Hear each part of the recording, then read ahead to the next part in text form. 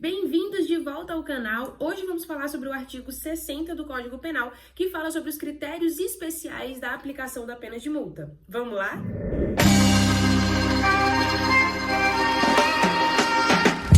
Quanto tempo, né, gente? Eu tava morrendo de saudade de gravar vídeo aqui pro canal. Acho que a gente ficou o mês de maio aí sem vídeo. Minhas plantas até cresceram aqui em casa, eu montei um espaço novo de trabalho, então tá tudo diferente. E aqui em Brasília, gente, mês de junho é um frio que eu não sei explicar. Então sim, o look hoje é de frio. E pra quem não me conhece, eu sou a Sara Rocha, advogada criminalista, professora de Direito Penal, fundadora aqui do Fonte Jurídica. E no vídeo de hoje a gente vai falar sobre esses critérios especiais da pena de multa, que estão dispostos lá no artigo 60 do Código Penal. Mas antes, eu gostaria de lembrar vocês que a gente tem apostilas incríveis disponíveis para compra aqui no canal. Essas apostilas vão aprofundar os seus conhecimentos, vai ser uma mão na roda para a faculdade ou para sua prática jurídica, mas no final do vídeo eu vou trazer mais detalhes, então fiquem ligados. E sem mais delongas, que vocês sabem que eu não gosto de enrolar, vamos começar então fazendo a leitura aqui do caput do artigo 60. Abre teu Código Penal aí e vai acompanhando comigo.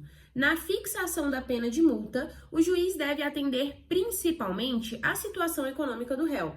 Gente, aqui, primeiramente, assim, se você não viu todos os vídeos que nós gravamos aí sobre a pena de multa, é importante você ver para você ter essa noção do que a gente vai falar no vídeo de hoje, porque hoje a gente vai fechar essa questão aqui da aplicação da pena de multa, né? Falando sobre esses critérios especiais. Então, quando o legislador traz no artigo 60 essa norma, falando o quê? Que a fixação da pena de multa, o juiz deve atender principalmente à situação econômica do réu, ele está estabelecendo um critério que é essencial para a gente ter uma aplicação de multa proporcional, tanto ao crime quanto também à situação econômica do sujeito. Mais pra frente, a gente vai falar novamente sobre a questão de como é aplicada a pena de multa, porque a gente já falou sobre isso num vídeo aqui do canal que fala sobre a aplicação da pena de multa. A pena de multa é aplicada no sistema bifásico. Mais na frente um pouquinho eu vou falar sobre o sistema bifásico e aí eu vou entrar em mais detalhes para vocês. Mas o que acontece? O juiz ele só vai levar em conta a situação econômica do réu quando ele for aplicar a segunda fase do sistema bifásico, quando ele estiver na segunda fase. Na verdade, eu decidi falar logo sobre o sistema bifásico. E aí eu já vou explicar por que esse critério é aplicado somente na segunda fase. O que é o sistema bifásico, gente? A gente já falou no vídeo lá da fixação da pena de multa, né?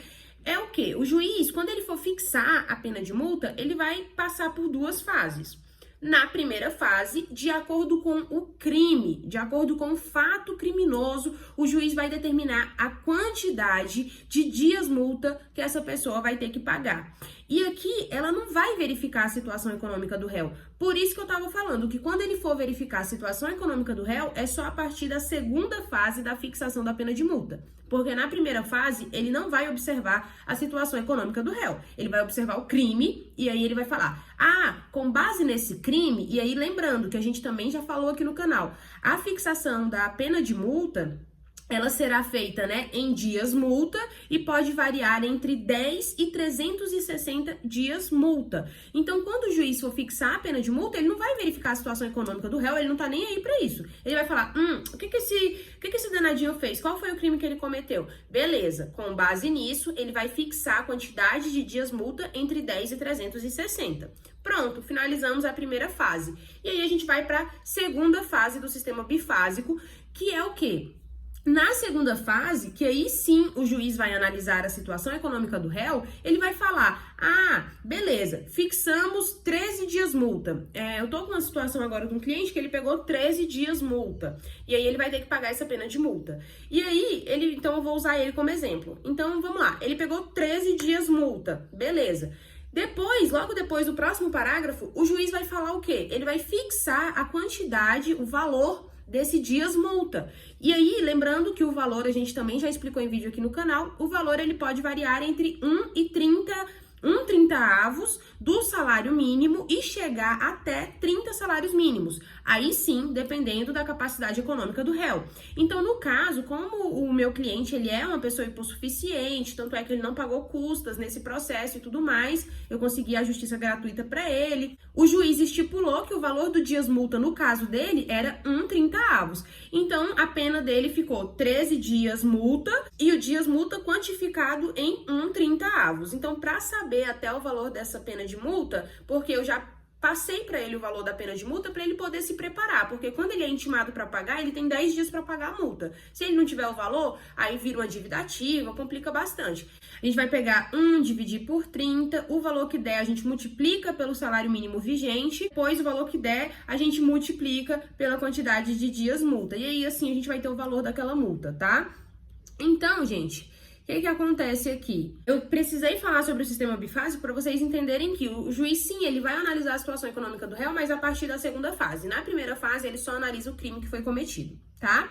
E agora vamos, então, detalhar aqui o parágrafo 1º e o parágrafo 2º do artigo 60. No parágrafo 1º, ele vai falar sobre uma possibilidade de aumentar o valor da multa. E aqui ele fala: a multa pode ser aumentada até o triplo se o juiz considerar que, em virtude da situação econômica do réu, é ineficaz, embora aplicada no máximo. Isso significa que se o réu tiver uma grande capacidade econômica, a multa pode ser aumentada até o triplo. Por quê, gente? Porque aqui a gente precisa que essa multa tenha um impacto real. Essa multa é para evitar que essa pessoa volte a cometer crime. Se ela é uma pessoa muito abastada, um salário mínimo, 30 salários mínimos, talvez não faça diferença na vida dela. Então, por isso pode até ser triplicado esse valor para que realmente haja esse impacto real na pessoa, tá? Levando em conta sempre aqui a capacidade econômica da pessoa. E o parágrafo 2º traz a possibilidade da multa substitutiva. E aí o parágrafo 2º, ele fala: a pena privativa de liberdade aplicada não superior a 6 meses pode ser substituída pela de multa, observados os critérios do inciso 2 e 3 do artigo 44 desse Código.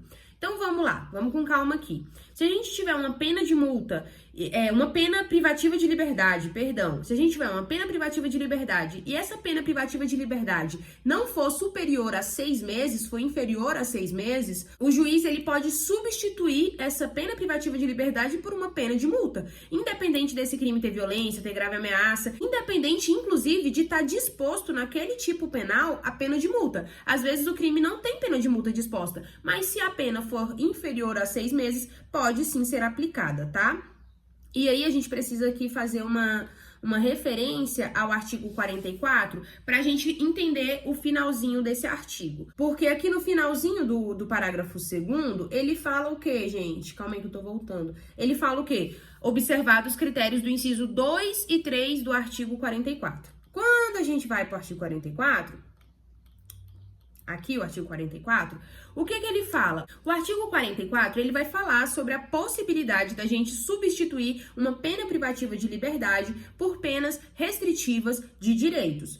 O inciso 2º e 3º, que é o que é citado aqui nesse artigo 60, parágrafo 2º, fala que quando o réu não for reincidente em crime doloso, a culpabilidade, antecedentes, conduta social, personalidade do condenado, bem como os motivos e as circunstâncias indicarem que essa substituição seja suficiente. Então, artigo 59.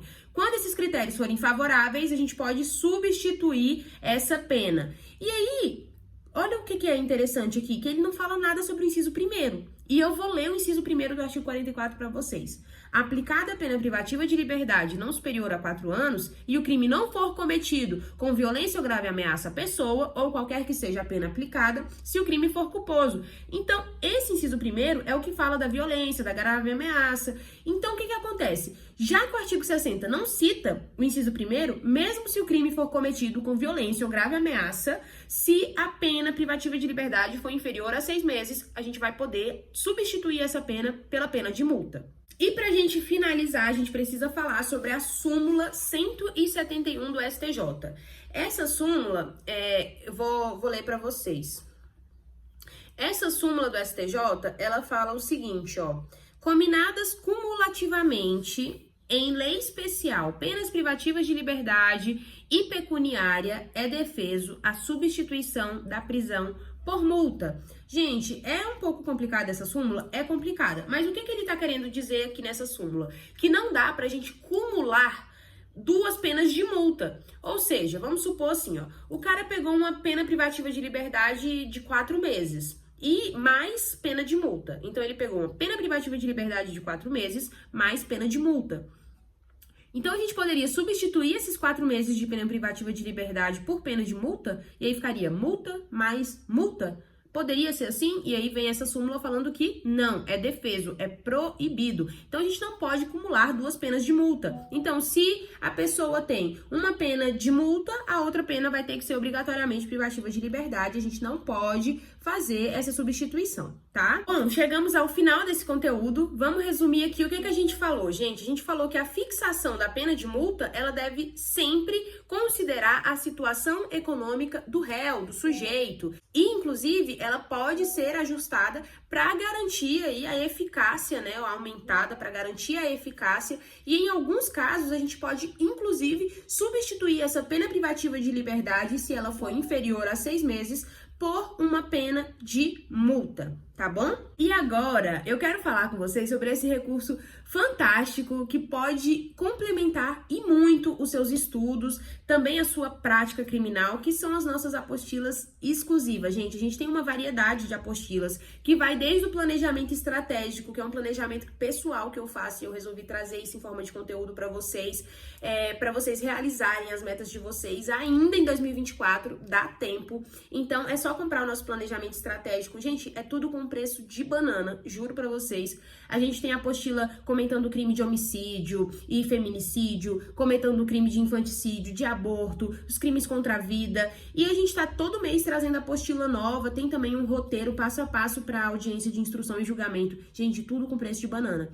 Então, não deixem de conferir, os links ficam sempre aqui na descrição. Essas apostilas são uma maneira incrível de você aprofundar o seu conhecimento e também de você ter esse material sempre à mão para quando você precisar, porque, gente, são ideais para estudantes tanto quanto para profissionais. Eu utilizo até hoje. E se vocês quiserem também temas de apostilas novas, é só deixar nos comentários que a gente vai trazendo para vocês, tá? E para adquirir essas apostilas, é só clicar aqui no link da descrição. Quem adquirir nas próximas 48 horas ganhará 10% de desconto. Esse desconto especial para vocês. E, gente, muito obrigada por me assistir até aqui. Tô muito feliz de estar de volta no canal. Se você gostou desse conteúdo, gente, deixa o like, comenta, compartilha com seus amigos aí de classe, né? Vamos ajudar todo mundo aí e ativa o sininho para não perder as próximas notificações. Até o próximo vídeo. Tchau, tchau.